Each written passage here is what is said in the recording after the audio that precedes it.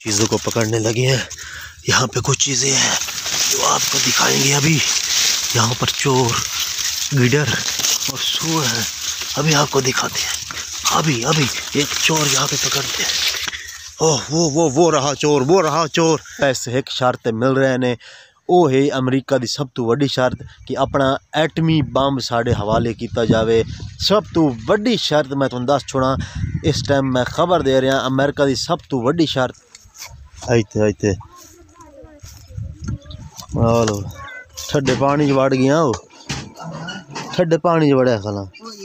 आज तो फसलों मेरे ना पिवाई खलोता, मौसम आज फसलों पिवावण। अच्छा चलो खैर है।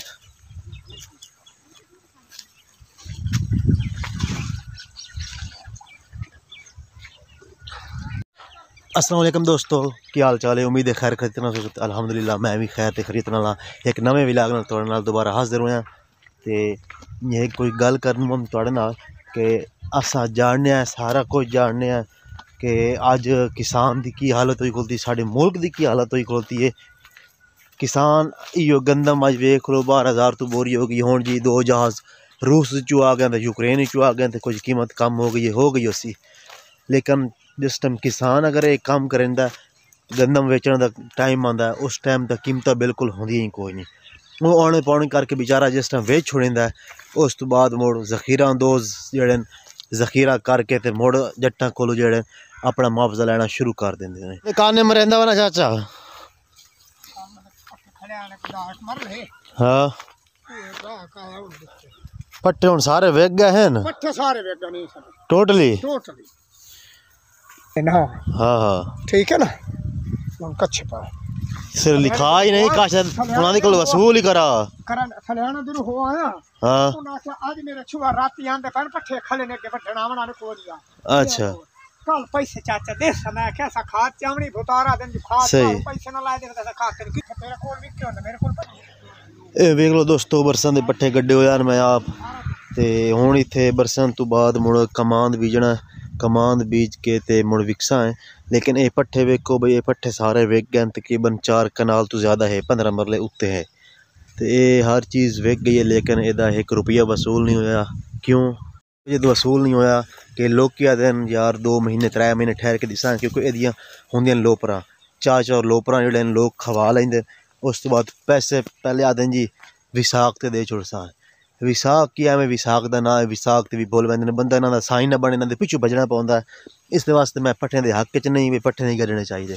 जिंदा माल होवे वो भावें गढ़ लवे, भावें किले गढ़ लवे। साडा माल कोई नहीं, साढ़े कोलों कोई शै कोई नहीं, कोई भेड़ कोई बकरी तक कोई नहीं, ते असां इहदे हक च नहीं एवं पट्ठे गढ़ के ते पैसे बनने वाली गल है, सीधी जी गल है। ते लोग लै वंदे पैसे नहीं देंदे, ओहदे पिछू बंदियां नूं भजना पौंदा, उन्होंने बूहें ते जाना पौंदा पैसे मंगने वास्ते। ये बेहतर ही होए कि कोई ऐसी चीज़ गड्डो जिंदे पैसे तो नकद वसूल हो जाए।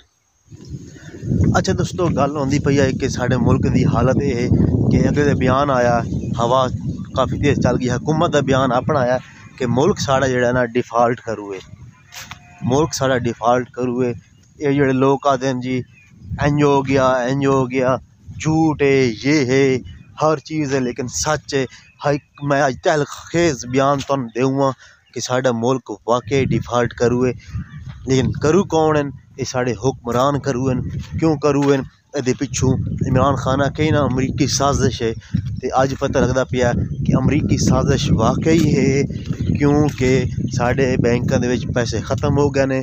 साढ़े कोल स्टेट बैंक को इस टाइम $5.5 अरब पिछा रह गया है। हर चीज़ जी डिफाल्ट कर गई है। साढ़े जड़े तकरीबन हर महकमा जड़ा है बिल्कुल वो कोल पैसे देने तनख्वाह देने वास्ते पैसे कोई नहीं। उस तो इलावा बिल्कुल साढ़ा टैक्सटाइल हर चीज़ फेल हो चुकी है, हर शे ख़त्म हो गई है। ये पिछे एक बड़ी डील होंदी पई है, और तुम मैं डील दस देवां। मुल्क पाकिस्तान की चलती हुई पटड़ी नूं तले ढेके पिछा लैके आने वाले कौन बंदे, उन्होंने बंदे का गिरेबान नपया जाए, उन्होंने दसिया जाए कि साढ़ा मुल्क किहड़ी सिमत जा रहा है, किहड़ी सिमत जा रही, तो हुण किहड़ी पोजीशन ते आ चुका है। क्योंकि मुल्क दे विच महंगाई का जड़ा ना रिकॉर्ड कायम हो गए ने, ना कोई आटा लभदा पिया, ना तो कोई चीनी लभदी पई है। किसी चीज़ का जनाबिल चावल है तो वह बहुत महंगा हो चुका है। साडा मुल्क डिफाल्ट नहीं करूँ तो की है। अमरीका ने आख्या जी मैं तुहानू पैसे देसा। IMF कौन है? अमरीका दी उसते इजारदारी IMF पे उस जाके तुहानू मैं कर्जा देसा, लेकिन बड़ी कड़ियाँ शराइतां। वो शराइतां केड़ी हुण सुन लवो। वो शराइतां ने बे असां आखे सां तुसां पेट्रोल वधाया हुआ है, डीजल वधाया हुआ है, हर चीज़ का रेट उत्ता कीता हुआ है। आवाम जिहड़ी मजबूर हो के अपने बच्चे तक बेचने शुरू कर दे सी। होर साडे कोल कोई होर मुल्क जिहड़ा दुनिया दा सानू पैसे देने वास्ते तैयार भी कोई नहीं। सऊदी अरब, चीन, UAE वड्डे वड्डे मुल्क जिहड़े ने अपने हाथ पीछे ते छेकी खले न। क्यों?